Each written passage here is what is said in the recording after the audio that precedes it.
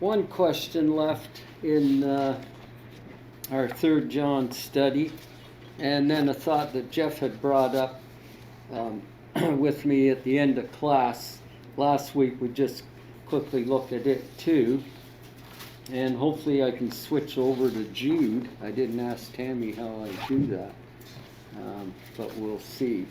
But our last question was, how does the epistle, oh, this isn't the question. This is it. Why is a brief description of Demetrius included in this epistle? If you recall, down in verse 12. Okay, this is after John has spoke about the problems with Diotrephes, and then in verse 12 he mentions the member Demetrius, and he says, Demetrius has a good testimony from all and from the truth itself, and we also bear witness, and you know that our testimony is true. So that's kind of a thought question. Gord? Well, when somebody makes that kind of statement, to me it indicates that he is a worker. Right. He's spreading the gospel, and by them saying this publicly gives him credibility. Okay. Right? Like how Paul used to talk about Timothy. Right? So when Timothy went to a congregation that didn't really know him, Paul's testimony of Timothy gave him credibility to listen to what Timothy had to say. Okay, that's right. That's a good thought. Can you think of why at this stage of his letter that he might have mentioned it? It's a short letter. Yeah, right. That's true. You had to put it somewhere. That's true, yeah. Jeff? We'll just put it in here. Jeff, you? Well, it's definitely a contrast to Diotrephes. Right. Okay. He's just spoken about Diotrephes in a manner to expose his actions and attitude. And even begins by saying, don't imitate what is evil, but what is good. So it maybe don't imitate, he's meaning don't imitate Diotrephes. Right. And maybe using Demetrius as a man that they're able to look to as one who's acting faithfully. Right. That's a good point. Yeah, both those points are good. Because John just spoke about Diotrephes and the sins that he's involved in. And then he's reminding those that he's written to, okay, well, here is a brother that you can imitate.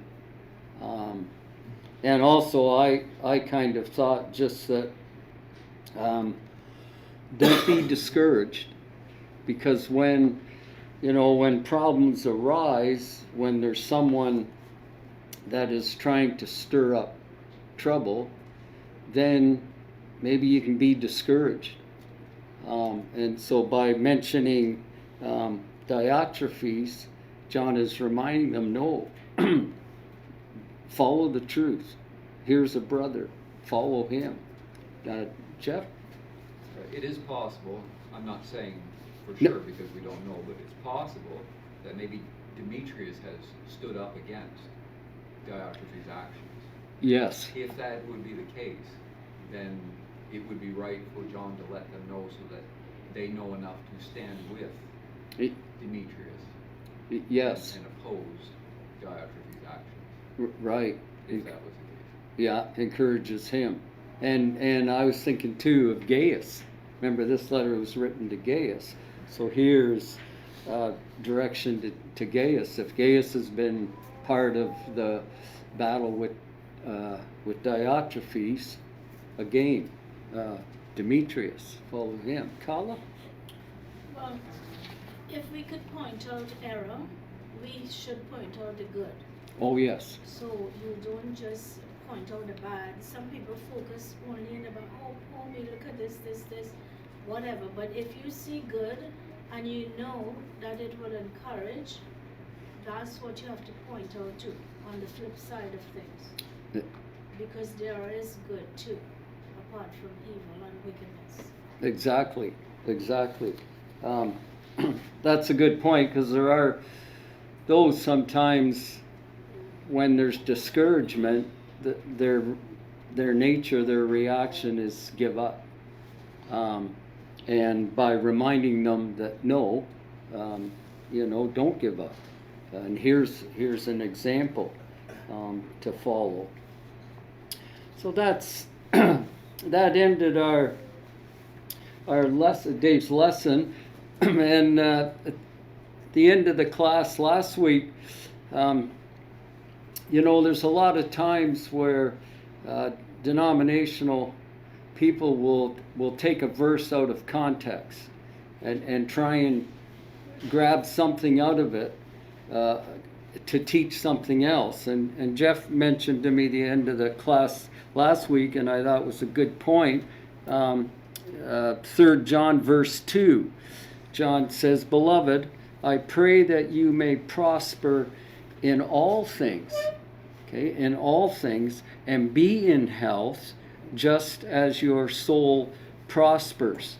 And as Jeff had mentioned, John is pointing out two things there, isn't he? By soul, that our soul prospers, then we think of spiritual, don't we? Of growing in the faith. But when he mentions that you may prosper in all things, that brings in to our daily lives. And there are those, and you have probably heard of those that preach the gospel of wellness, that if we follow what Christ has said, then we're going to have all kinds of earthly blessings, money.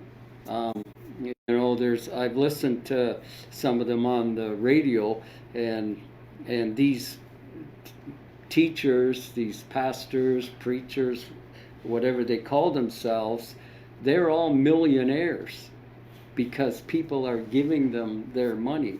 And these guys are preaching that, you keep supporting our cause, God's going to bless you, and you will eventually gain in earthly wealth.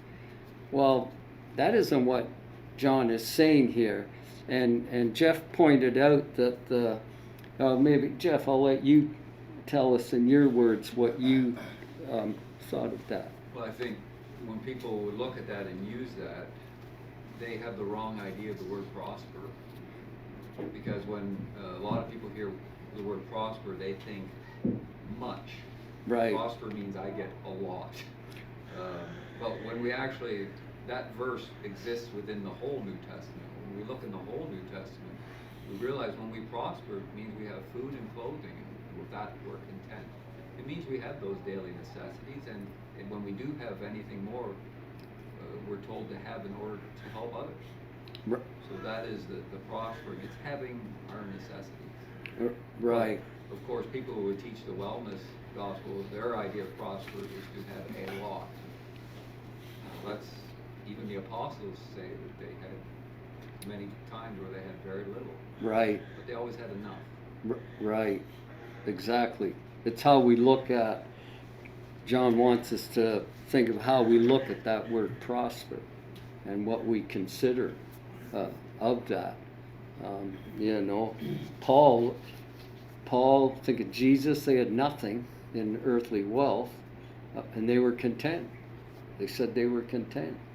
So, doesn't mean no that you're not to have a roof over your head. I'm not saying that, but if the roof over your head isn't a $3 million home, what? So we shouldn't be content, But I just thought I'd bring that. That's a good point, and a lot of times we just quickly need a rebuttal against some of these teachings. I'm not ashamed to hold my Lord.